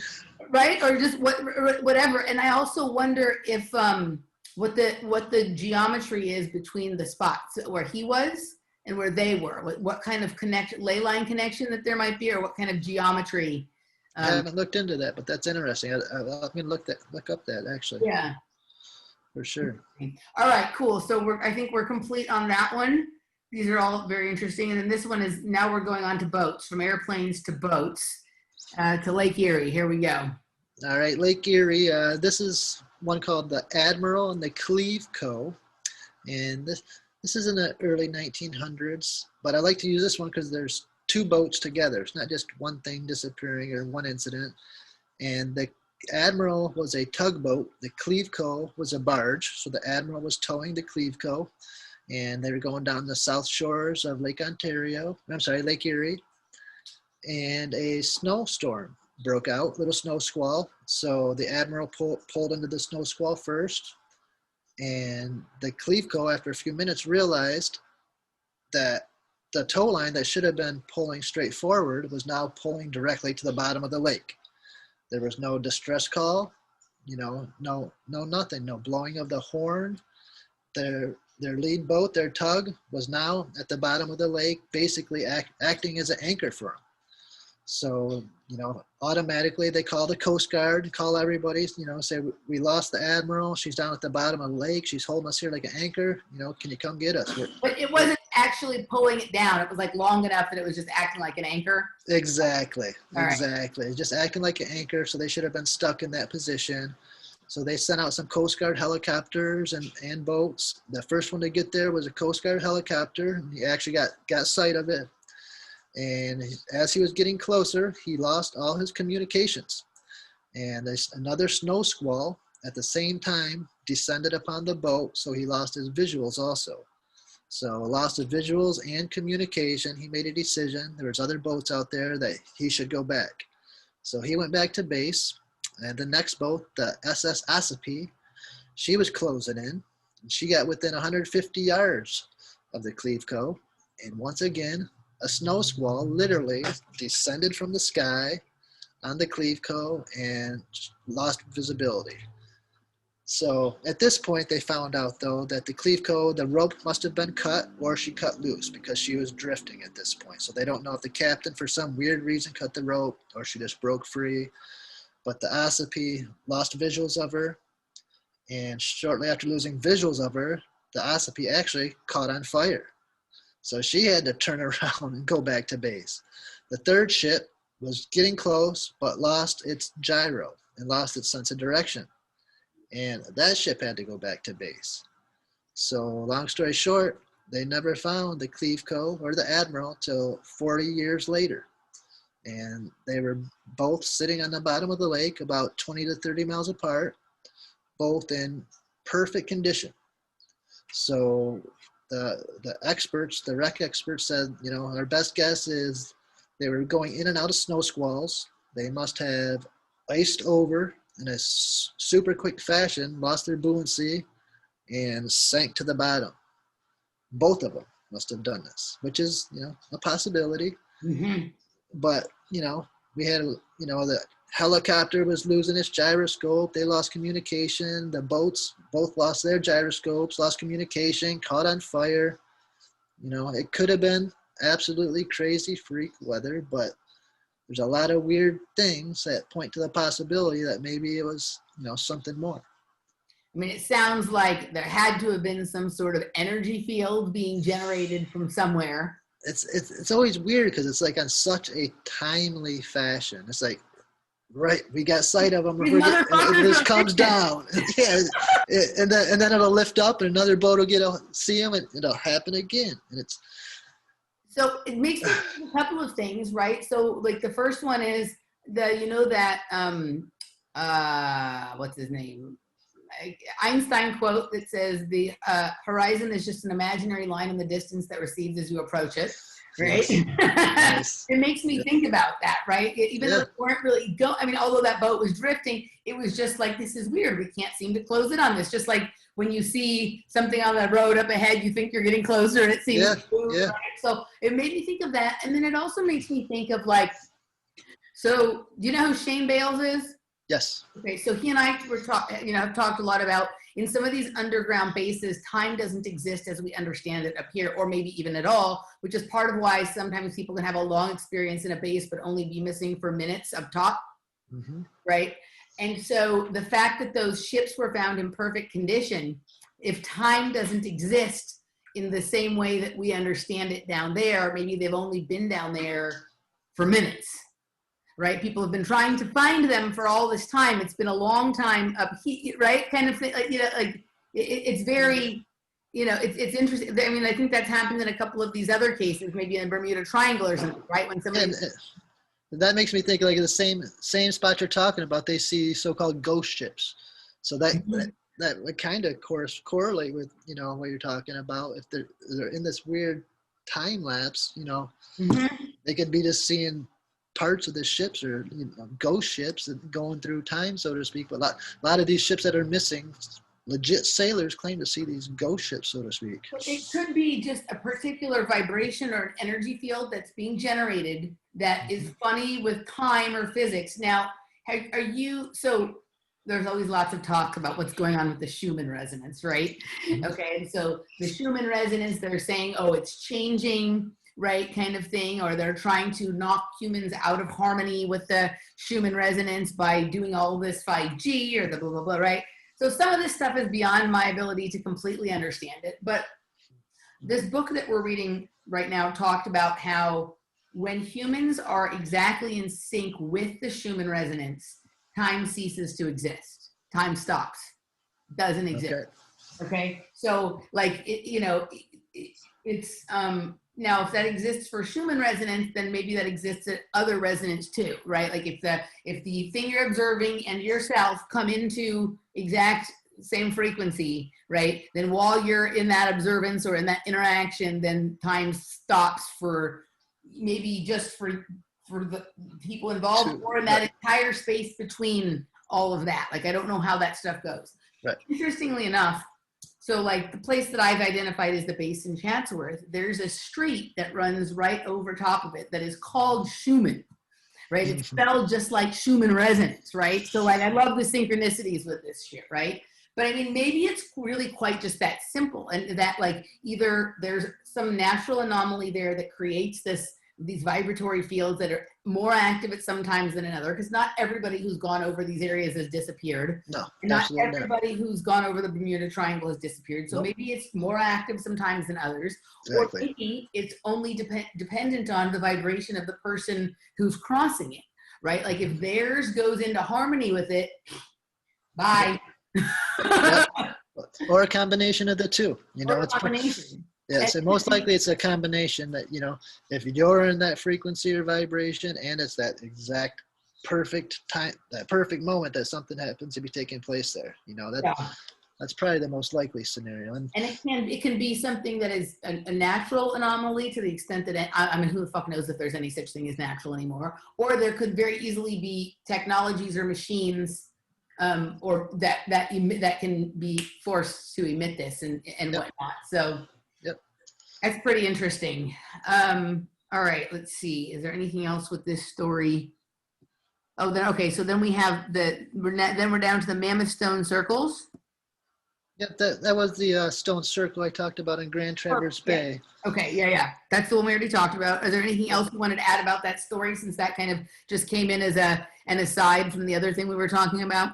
No, that's pretty much it. There's another stone circle like it in Lake Huron, very very similar, where it's a giant stone circle with a mile-long line of boulders leading away. Mm-hmm. And archaeologists for both of them, what they say is that these might be what they call caribou drive lanes, where they say ancient hunter and gatherers probably hunkered down in these stone circles, and the caribou wouldn't cross the lines of stone, so when they got to them, they'd hunt them down, which is possible. But at the same time, these stone circles lay in areas where I believe are magnetic anomalies, just like other stone circles across the world. Mm-hmm. They have stone lines following what I believe are ley lines, just like other stone circles around the world. Those ley lines lead to other stone circles. So are they caribou drive lanes? It's a possibility, but I think it's a better possibility that they were, sacred landscapes and possibly marking sacred locations. So this is the same area that you're saying that they haven't given the exact coordinates to? Exactly. To me, that is, that is evidence of, they don't want people knowing, either because they're scared, but more likely because they don't want people to be aware of what they're doing now, what's actually going on down there. Yeah, say if it was on dry land, I could kind of understand their reasoning. But below the water, like I guess somebody could go and mess with the mastodon carving. But at the same time, this is below 40 foot of water. Nobody's going down there and like spray painting the rocks or, causing any damage.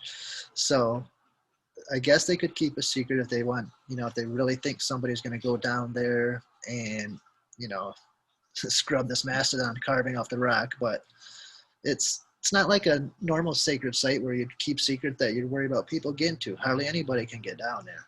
Yeah.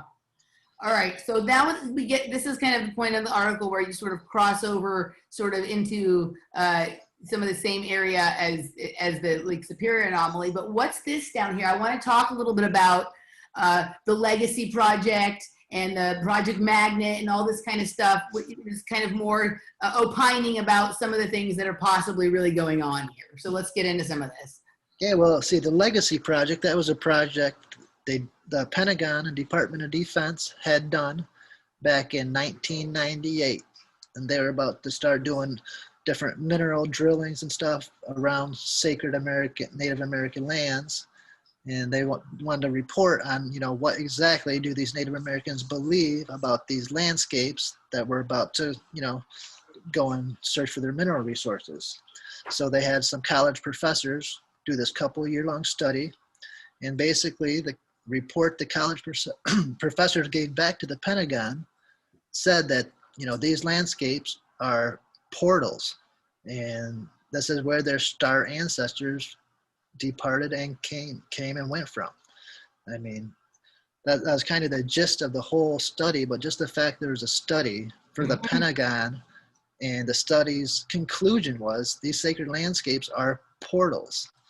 So, and luckily I saved the study years ago, because if you try to go on the website or try to go on the internet, the study has been scrubbed from the internet. You can't find it.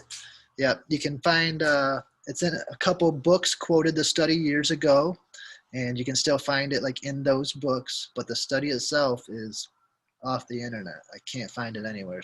That's fascinating. You know what it makes me think of? It makes me think of when Geordie Rose talks about using quantum computers to mine resources from parallel other realities or other dimensions. Have you heard him talk about that? Yep. Okay, so another thing that kind of has been coming up lately, having many different things that you call the same name, right? But that are different things. Like there's a planet Venus, there's also a satellite called Venus, and then there's Venus Williams. And they can be talking with who has, you know, who, like when you, like Serena and Venus are playing out some kind of God character, you know, some sort of like mythical kind of thing here. When you watch all of the stuff that actually goes on around them, there's something going on, right, with this. And then there's also the song Venus by Bananarama, which has very unusual lyrics if you look at it, right? So when we read these reports that come out of governmental agencies, they don't specify which one they're talking about. We just assume that when NASA is talking about Venus, they mean the planet, Right. but they're not specifying that. And when I'm looking at this, it's making me think about all of these quantum computing projects that have names. And some of the names are very similar to places, right? And when I'm thinking about this, they're talking about this, I think I saw something in here that it was like the Legacy Resource Management Program. Yep. Right, so we're like, you know, we hear about like computer programs to manage things, right? And Geordie Rose literally said, we're gonna go into these other dimensions with the quantum computer to mine their resources. And some of these ancient, you have to admit, some of these ancient sites look like computer motherboard, computer chipboards, computer motherboards, when you look at them from the sky. So how do we know they're not talking about exactly this? Yeah. They probably are, and like you said, the ancient ones look like mother computer boards. When they build upon them, the modern ones many times look like computer boards. It's all about creating these pathways for energy, I think. And a lot of the sacred ones, they haven't been harnessed yet, and I think that may be where this report comes in. Is, you know, now they have a report telling them where these portals are, and they can at some point be harnessed if they want to. Yeah. Very interesting. All right, and then down here you get into Project Magnet, which is kind of. Are you doing okay? We've been going kind of long. We're gonna take a break in a few minutes. Are you okay? I'm good. I'm good. All right. Yeah, I can talk about this shit all day long. So. Well, yeah, we just talked about the 1950s, Lake Superior, and the UFOs, and everybody flying around, and all those UFO cases caused Canada to start what was called Project Magnet. And they worked with actually their federal Department of Transportation, because they already had towers and installations across the country, and they set up all these monitoring stations. And they were trying, whenever they had a UFO sighting, they were trying to pick up the readings, any gravitational or magnetic readings they could get. And it lasted a couple years, and they had some, I think it was in Shirley Bay, Ontario, an incredible sighting where they supposedly had all this information, and they instantaneously shut down the program and classified everything. And to this day, that project is basically classified. Now, the same time that project was taking off, America had a project where they were studying magnetism also, and they coincidentally called their project Project Magnet, the exact same name. And but unlike Canada, Canada was open about they were looking for UFOs. America was not. They just said, you know, we're looking for magnetic anomalies, so for our space installations, so our, you know, our airplanes and boats don't run into any trouble.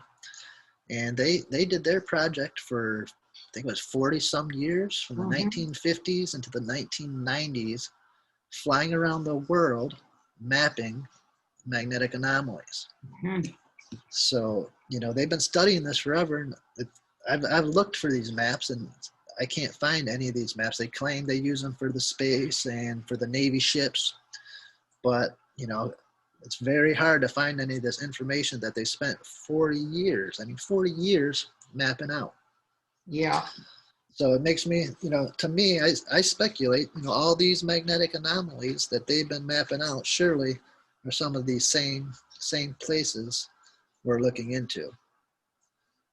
Yeah, absolutely. The magnets are super duper interesting. Did you watch the TV show Fringe, right? Oh yeah. Yep. Okay, so remember when in the final season they had to go collect that magnet from the shipyard that they'd been waiting for years for Olivia to come, and then they used that to help block the shipping lane that the observers were using to transport things from the future back, right? So magnets can repel or they can suck something in. right? Exactly. So if these things are, you know, if let's just say that they, you know, the slingshot to the crater kind of thing, like if they have little spots like this all over the place, right? You know, if they're either trying to create new ones, or if they're trying to understand how these work, magnets would be something that they would look at. And we all know how they name their projects. I think it's super interesting. There was also the other episode of Fringe called Soul Magnets, where they were able to pull William Bell into Olivia. Oh, I don't remember that Right? one. Like they were Shoot. trying to use this also, like to bring people back from the dead to be able to talk to them Okay. or get Yep. information from them. So I think it could work on many levels. Like we think of things spatially, but this could go into all sorts of things with people with, you know, trying to communicate with the dead, you know, Yeah. all kinds of interesting things with magnetics. And that would also be a reason why Native American populations would be interested in those locations, because they all have rich tales and stuff about communication with their ancestors and things like that, don't they? Exactly. Like the magnetic communication. See, we can take it right back. We'll take it back to the earth, where the Native Americans thought they could communicate with other worlds and their ancestors from these mounds. Mm-hmm. The same mounds that I say many times are built on magnetic anomalies. Mm-hmm. Now we'll take it out to space. Now out there, NASA and other groups are saying, well, in 2008, they said that the sun creates a magnetic anomaly Mm-hmm. that connects to the earth. Every time the sun's magnetic field connects to the earth's magnetic field, it creates an uninterrupted path, a flux transfer event that creates what they call a magnetic portal that connects to the earth. So I speculate, could these magnetic portals connecting to the earth be some of these magnetic anomalies that ancient cultures marked, sacred landscapes, stone circles, ancient mounds, and could information be coming through these magnetic portals? You know, I'm not necessarily saying we can physically travel through them, but could the stellar information, the stars' ancestors, could this information, quantum physics, could stuff travel through this magnetic portals? And I think it possibly can. I mean, we can even take it a step further, and they say that the black holes can be connected through wormholes to our star. And at the same time, they're saying the circles around the black holes now, this just came out, could be somewhat cosmic libraries holding all the any information that's been sucked through. It could be like a cosmic library. So we can say that cosmic library and that black hole through a wormhole could be connected to our sun.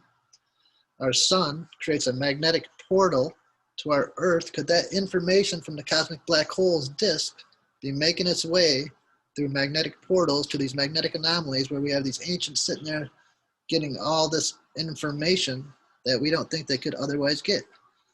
Okay, so that's making me think. So first of all, that kind of magnetic connection you're talking about doesn't sound that different from the Schumann resonance and a human, right? It's a similar kind of idea, slightly different, but similar.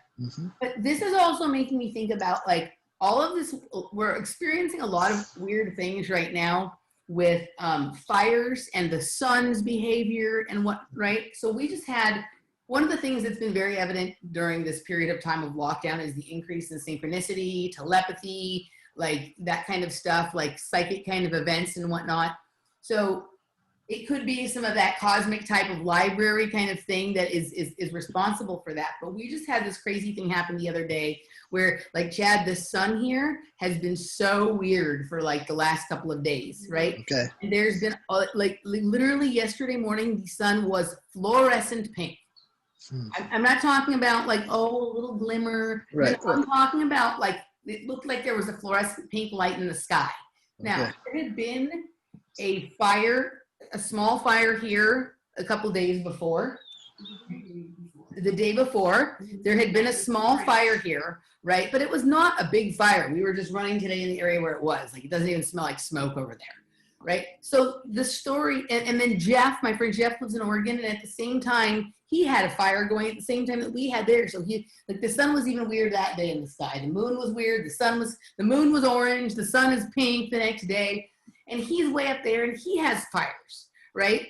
And like, there's been all these fires going on everywhere. It doesn't make sense to me that a small fire here that I can't even smell 2 days later would cause enough things in the atmosphere that the sun, which clearly was on the far opposite side of the sky, was fluorescent pink.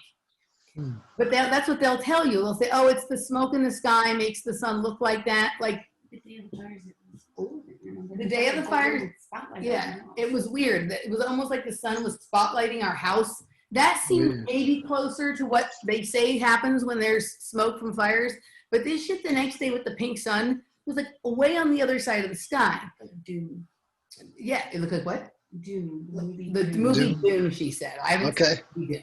Okay, but like one of the things, there's been lots of fires popping up everywhere, and that could create excuses for why the sun might look unusual, right? And if there's some of these kind of activities going on, so we're having all these anomalies. We are driving the other day. We are talking about fires. We're talking about the sun. I look up literally right in front of me. There's a sign for a Hulu TV. As we're talking about it, just finished talking to Jeff and his car. It's called Little Fires Everywhere, this new TV show, right? Sonia did an interview with a woman about 2 weeks ago who was saying that I didn't get to watch the whole show, but the title of the show was basically that all these little forest fires are being caused by black holes, right? So like, I don't know if they're making fires to hide what the sun is doing, if the sun is causing, or if there's some kind of black hole thing causing all these little fires. But it does feel like there's some information that nature is trying more aggressively to communicate here. Like, you know, a lot of the things that have happened over the last 6 months, people can opine that like, okay, well, because we're all doing less, we're aware of more, because there's more 5G shit. Like maybe like there's a telepathic side effect. That was one of my things. Maybe there's a telepathic side effect that they didn't expect, and that's why they need us to stay 6 feet away from each other so that we're not like passing information back and forth that they don't want people to have. But there could also be the same thing going on sort of with the sun. Like we may be in like this really interesting information exchange right now that is part of why they want to keep us distracted with a virus and race riots and a nonsense election between a talk show host and Weekend at Bernie's or something like that. You know?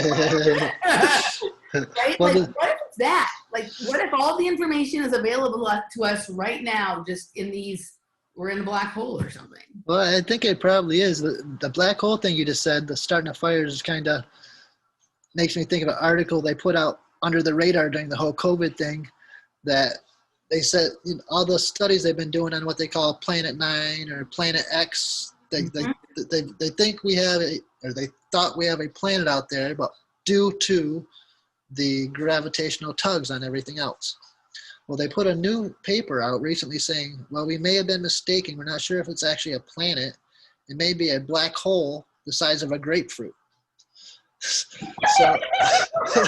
So, I mean, is that just something to get us to, you know, think about it? I don't know, but they're putting out there that there could literally be black holes inside our solar system at this point, albeit the size of a grapefruit. It's a black hole. I mean, they're not saying for sure, but they're saying the physics match, which is weird. The other thing that, remember, I don't know if you were hearing about this where you were, but like for several weeks after the original riot started after the George Floyd thing, there was like all of these fireworks going off in cities all night long, all the time.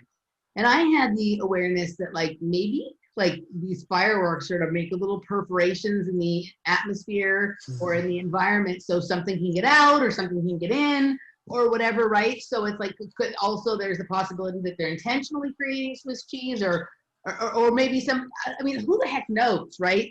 Or maybe it makes me think of the 4th of July missing plane. There's all kinds of fireworks going off at the Cherry Festival that day. That one plane. Oh, that was 4th of July. That's right. That was 4th of July. Right. So I mean, wouldn't that be interesting if the entire like premise of like celebrating the United States of America was really just a ritual to open portals, space-time portals? Yes, it would. Yes, it would. Wow. I think we've gone enough wild places here. This first hour went double the time. So we're going to take a break, but are you still okay to do a second segment of the show? Are you good? Yeah, I'm good. Let's take a break. I want to, first, before we go, because this is the public hour, tell everybody where they can find your work, your books, how they can support you. We'd like you to do more work, so I want people to support you. Thank you. Yeah, my website's chadstuemke.com. My last name Stuemke is spelled Stuemke, And I have a couple books over there, a couple articles. I'll be putting out a few new YouTube clips soon. And not trying to make any money, really. Just like you to go over there and stay up to date with what I'm doing. I'd really appreciate it.